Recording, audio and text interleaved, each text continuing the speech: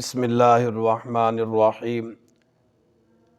عزیز سامعین، آج ہمارے درس کا موضوع دعا میں برکت۔ دعا گو ہوں خالق کائنات جل جلالہ ہم سب کو قرآن و سنت کا فہم عطا فرمائے، اس کے بلاغ و تبلیغ اور اس پر عمل پیرا ہونے کی توفیق عطا فرمائے۔ عزیز سامعین، آج کا ہمارا درس بھی دوسرے دروس کی طرح بڑا ہی اہم ہے، اس لیے کہ دعا یہ ہماری روزمرہ کے معمولات میں داخل ہے۔ تو دعا کس انداز سے مانگنی ہے اور اس کا معنی کیا ہے، یہ آج انشاءاللہ عز و جل آپ کے سامنے رکھوں گا۔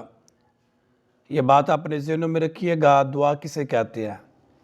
چھوٹے کا اپنے بڑے سے اظہار عجز کسی چیز کا مانگنا یہ دعا کہلاتا ہے۔ یعنی چھوٹا اپنے بڑے سے اظہار عجز کے ساتھ کوئی چیز مانگتا ہے، عاجزی کا اظہار کرتے ہوئے کوئی چیز مانگتا ہے، اس کو دعا کہتے ہیں۔ دعا کے بے شمار وہ معنی ہیں اور بے شمار قسم کی دعا ہے۔ یہ بات اپنے ذہنوں میں رکھیے گا کہ دعا عبادت ہے، بلکہ دعا عبادت کا مغز ہے۔ تو اس وجہ سے بعض علماء دعا کو افضل قرار دیتے ہیں،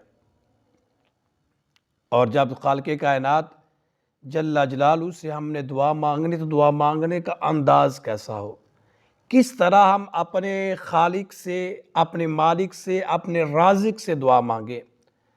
اس سلسلہ میں یہ حدیث مبارکہ میرے اور آپ کے لجپال آقا مدینہ کے تاجدار صلی اللہ تعالیٰ علیہ وسلم کا فرمان ہماری رہنمائی کرتا ہے۔ آقا کریم علیہ السلام نے فرمایا کہ جب تم اللہ رب العزت سے دعا مانگو نا تو اس انداز میں نہیں کہ مولا اگر تو چاہے تو مجھے دے، اگر تو چاہے تو مجھ پر رحم کر، اس طرح نہیں مانگنا کہ مولا تو چاہے تو مجھے دے، تو چاہے تو مجھ پر رحم فرما، بلکہ کریم آقا علیہ السلام نے فرمایا پورے عزم کے ساتھ خالق کائنات جل جلالہ سے مانگنا ہے۔ کیونکہ یہ جو الفاظ نا کہ مولا اگر تو چاہے تو رحم کر، تو چاہے تو مجھے یہ دے، تو اس میں بے رغبتی پائی جاتی ہے۔ بندہ کہنا کیا چاہتا ہے، مولا مجھے اس کی حاجت نہیں ہے، مجھے تڑپ نہیں ہے، مجھے تمنا نہیں ہے، اگر تو چاہتا ہے تو پھر مجھے دے دے۔ فرمایا اس انداز میں نہیں، بلکہ پورے یقین کے ساتھ۔ بلکہ حدیث مبارکہ میں اس طرح بھی آتا ہے کہ کریم آقا علیہ السلام نے فرمایا اللہ رب العزت سے جو دعا مانگو اللہ قبول فرماتا ہے، یہ گناہ کی یا قطع رحمی کی متعلق نہ ہو۔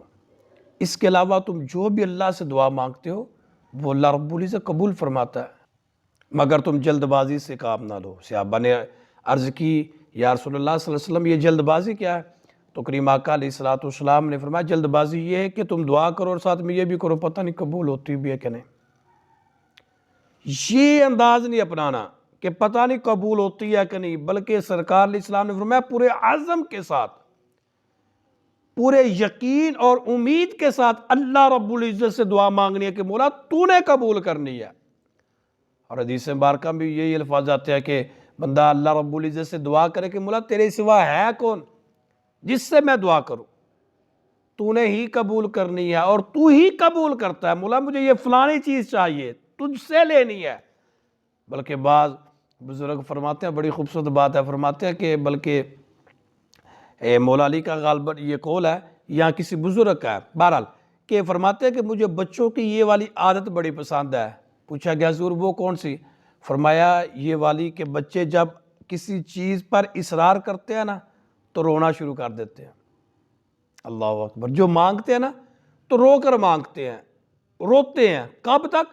جب تک وہ چیز نہ مل جائے، اتنی دیر بچے خاموش نہیں ہوتے، اور والدین بھی کہتے ہیں یار یہ پکڑ، رونا بند کر، یہ پکڑ۔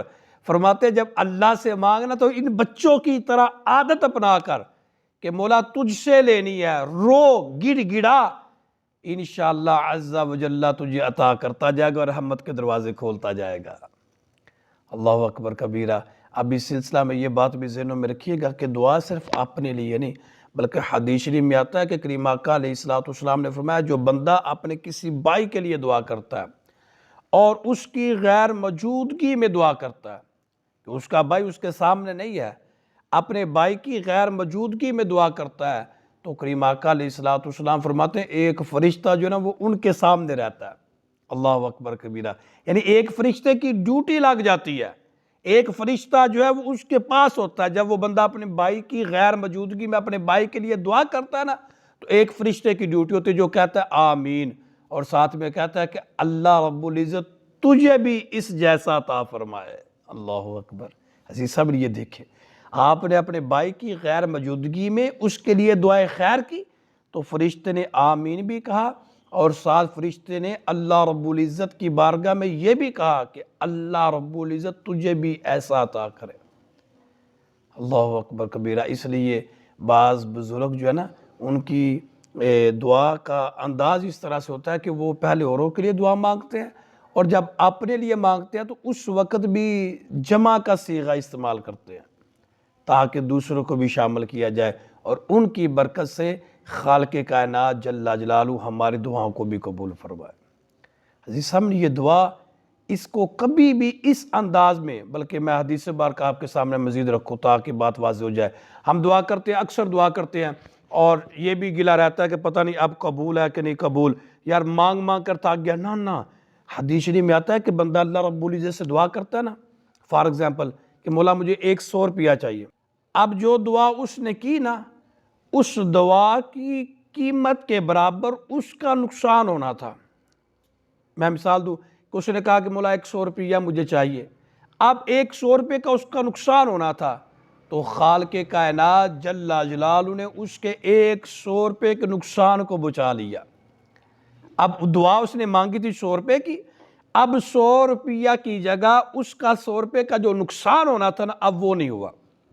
کبھی کبھار ایسے بھی ہوتا ہے، اور ہم کیا سمجھتے ہیں کہ دعا قبول نہیں ہوئی۔ اب بھی تجھے وہ مل جائے اور جو نقصان ہے وہ ہو جائے تو پھر کیا کہے گا، یار ابھی خوشی پوری نہیں ہوئی، پیچھے سے نقصان بھی ہو گیا، کیا کروں، خوشی مناؤ کہ غم مناؤ۔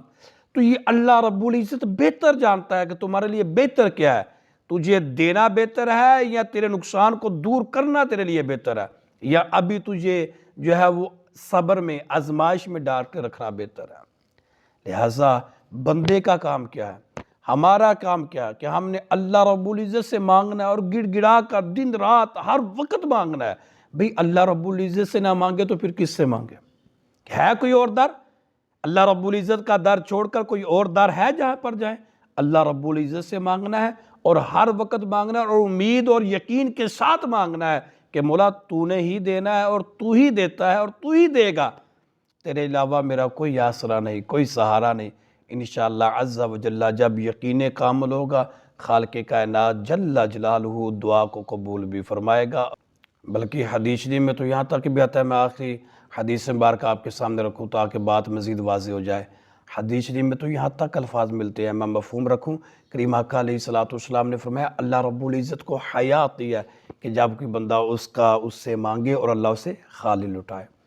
اللہ رب العزت خالی نہیں لٹاتا، خالق کائنات جل جلالہ دعاؤں کو قبول فرماتا ہے۔ دعا کی بزرگوں نے، علماء نے مختلف اقسام بیان کیا، فرمایا کچھ دعا ہوتی ہے کہ جب جیسے ہی تیرے منہ سے نکلتا ہے فوراً قبول ہو جاتی ہے، کچھ دعائیں وہ ہوتی ہیں کہ ابھی تجھے اس کی ضرورت نہیں ہوتی، جب ضرورت ہوتی ہے اللہ وہ تجھے عطا کرتا ہے، اور کچھ دعائیں وہ ہوتی ہیں کہ جو قیامت کے دن جو تیرے کام آئیں گی، اللہ رب العزت ان کو محفوظ رکھ لیتا ہے، اور قیامت کے دن وہ دعائیں نیکیوں کی شکل میں تیرے کام آئیں گی، اور بندہ اس وقت دعا کرے گا کاش، اس وقت تمنا کرے گا کاش کہ یہ دعا جو ہے دنیا میں میری کوئی قبول نہ ہوتی، آج نیکیاں تو مل جاتی نا۔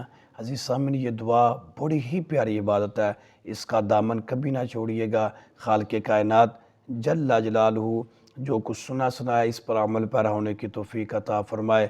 جو اللہ سے مانگا ہے، جو مانگ رہے ہیں، جو مانگیں گے، خالق کائنات جل جلالہ صدقہ پانچ تن پاک اور کریم آقا علیہ السلام کی نعلین کا صدقہ وہ تمام کی تمام چیزیں جو ہمارے حق میں بہتر ہیں اللہ وہ عطا فرمائے۔ خالق کائنات جل جلالہ محتاجی سے محفوظ فرمائے۔ اللہ رب العزت ہم سب کا خاتمہ ایمان پر فرمائے۔ وآخر دعوانا ان الحمد للہ رب العالمین۔